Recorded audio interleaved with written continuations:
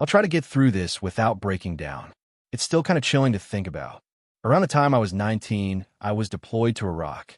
My unit worked with bombs, and honestly, I didn't know I would make it home intact.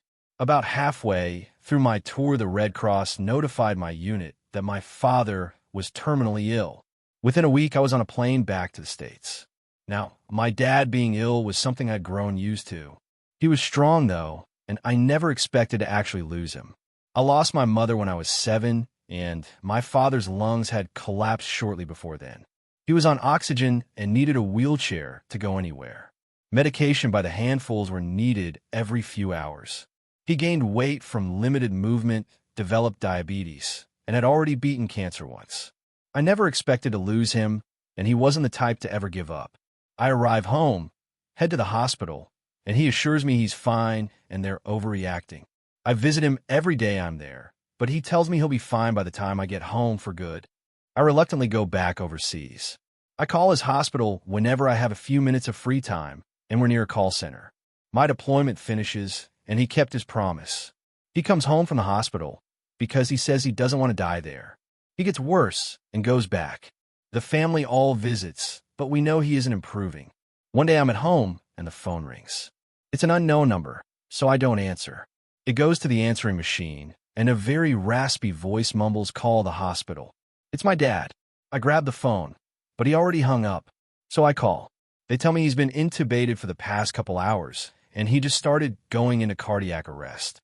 He's non-responsive, and we need to come say our goodbyes. I argue that he just called me, and she says that's not possible. They've been working on him for some time now. I hung up and told my family the news. My sister and I stared at the answering machine. We played the tape again and again. That was the last time I heard my father's voice. I'm a skeptic. I don't believe in the paranormal or ghosts, and I cannot come up with any logical explanation. I still get watery-eyed thinking about it.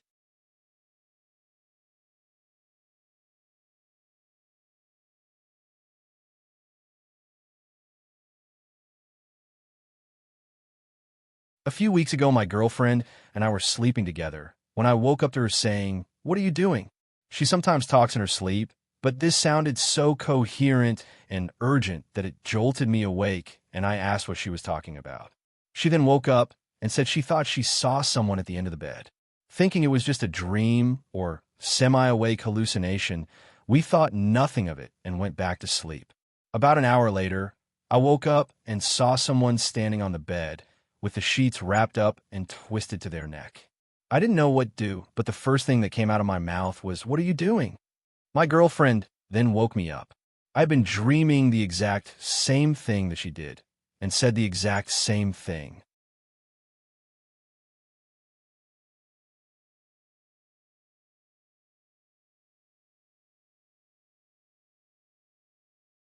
When I was younger, my family was extremely poor and lived in a very old mobile home on some land my grandpa owned. This piece of land was in a very small town out in the middle of nowhere, Texas, and was covered in woods. The town itself was your typical small country town, where football was king and there was nothing to do but get drunk or high on the weekend. It was also the type of town, along with it being early 90s, where one didn't typically have to worry too much about locking their doors or setting an alarm. Now, our trailer was a 2-bedroom, and my parents, always putting us kids ahead of themselves, slept in the living room on a fold-out couch. My room was directly connected to it, and my sister's room was down a hallway past the kitchen and bathroom at the other end of the trailer. One night, after everyone had gone to bed, my dad is woken up by a feeling that there is someone in the room. He looks around a bit and sees a large male figure sitting in the easy chair, just feet from the bed. My dad quickly flipped on the light switch next to his bed and saw it was a neighbor from down the road named Carter. Carter was known to be a frequent drug user and was often in trouble with the law because of the eyes. My dad asked him what the fuck he was doing here and told him to get out, and he responded, "I can't get out. The demons are chasing me, and your house is the only safe one." My dad, who I should is fairly large and terrifying person, responded that if he didn't get out and get out quickly, that the house would be a lot less safe for him. "If I leave, they'll get me. They've been chasing me all night. If they catch me, I'm dead." My dad's response was that there was no demons, but that if he didn't get the fuck out of his house, that he'd be dead. From what I've been told, since I was asleep for this part, my mom also hurled a few threats, and while she may not be big, she was equally as terrifying. I believe it was her anger that finally scared him off. My dad got up and locked the door and watched through the blinds as Carter decided. Since he couldn't outrun the demons, he'd steal our old beater Suburban that my dad always left the keys in. He drove around for about an hour. We called the police, and it took them about that long to get out to us, since the closest police station was about 20 or 30 minutes away. He finally brought it back and was arrested and taken to jail. He was deemed crazy and ended up locked in a mental institution. The scarier part is that for years after this, we'd get phone calls where all we'd hear is music that would have lyrics like, "I'm gonna fucking kill you." These calls lasted for years and followed us from house to house, even though we always had different numbers and would even be in different states. We always thought it was him sending us a message. The call stopped when I was about 12. I later found out that it was around that time that Carter thought the best thing he could do for himself was soak himself in gasoline and set himself on fire.